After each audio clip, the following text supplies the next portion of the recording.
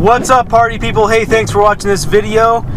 In this video, I want to talk about a question I get asked a lot, which is, how do you decide to go to medical school? When do you decide to be a doctor? How do you do it? When should I do it? Why should I do it? How? Everybody's concerned about this because there's so many options, right? Like, I could be a doctor. I could go to Wall Street and make a load of money. I could join Google and save the not save the world, take over the planet. Which one do I do? And the answer is, well, I've kind of gone over this before in a desk video, which I talk about decision theory, okay? So in the decision theory video, basically what I say is that which one are you going to regret more if you don't do it? The thing is like, if you have an option of being a computer engineer, an attorney, and a doctor, and if you become a computer engineer, are you going to regret it on a scale of 1 to 10? Are you going to regret not being a doctor? A 9? And then if you become a doctor, are you going to regret being a computer engineer? A 3. So then your choice is basically you want to be a doctor, right? But then people get kind of caught up and they're like, I want to do it, but I want to do some other things too. And how do I know to decide like 100% that I'm going to be a doctor? And I think this is the big question. If I start down that path, because it's a big commitment, am I going to then regret it and be like, no, this is terrible? Because that's what other people say, is like, it's really hard. So how do I know that when I don't know how hard it is, how do I know that I'm not going to quit? I think the answer to this is the answer to a lot of things in life.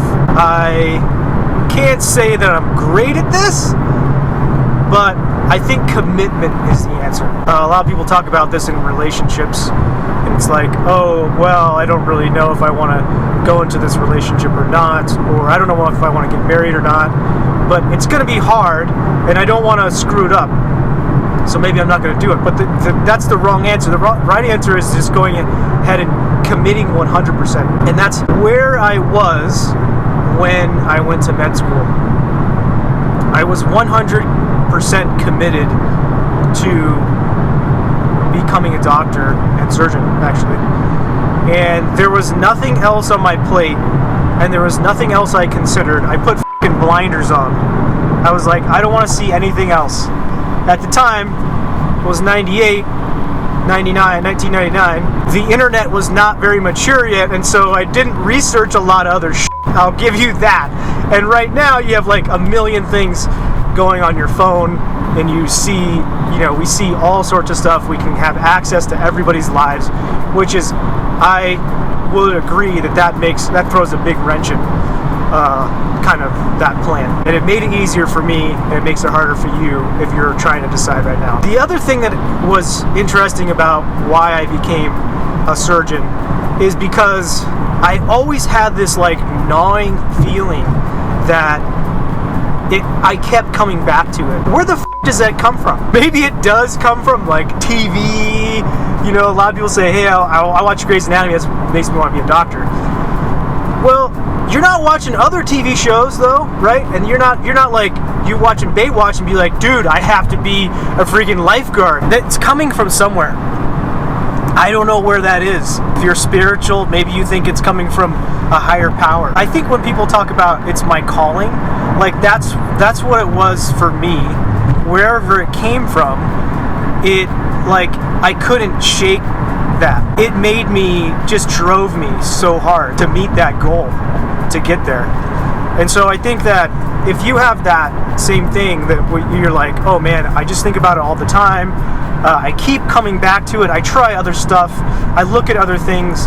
They seem really cool, but I keep coming back to this one thing. So for me, also in recreation, I keep coming back to skiing. And initially I wasn't very good at it. I was shitty. And I met a bunch of kids when I was 13. I was like a mediocre skier. And these guys were skiing since they're 2 years old on like race teams and stuff.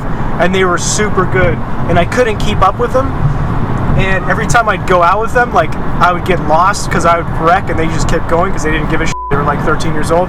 They're like, see you, loser kid. But I kept at it because I just enjoyed it so much. It didn't matter that I sucked really bad, and I was like determined to get better at it. And I was determined to eventually ski with those kids all day. And eventually, it only took me like a year, but after a while, like I was skiing with them, and today I kept at it. There was something in me that really, really liked that, and so I kept going back to it, and I paid attention to that, because a lot of people kind of really like something, and they're like, oh, well, I don't want to get burned out on it, so like I'm not going to do it that much. I'm going to go do some basketball and throw some cross training and this and that. Like, if you have a passion for something, just go after that shit. Like, go, there's no reason to take the indirect route. I think that's what medicine is like. If you feel like that and everyone's like, oh, it's so fucking hard, you just have to go after it and say, F it, I'm just like 100% commit to it. I don't care how hard it is, I'm gonna do it.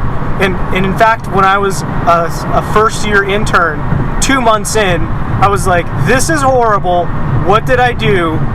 Why am I doing this? I want to quit. And I was already committed.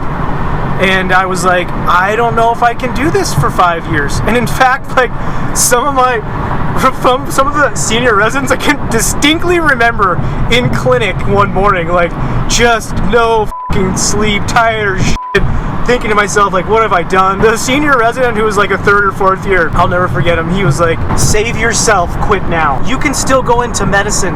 You can switch to ER. Have a good life. But that was, the thing is that I couldn't quit.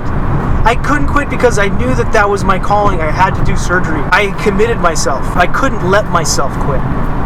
So if you 100% commit to yourself that you're going to do this and see it through, then you will.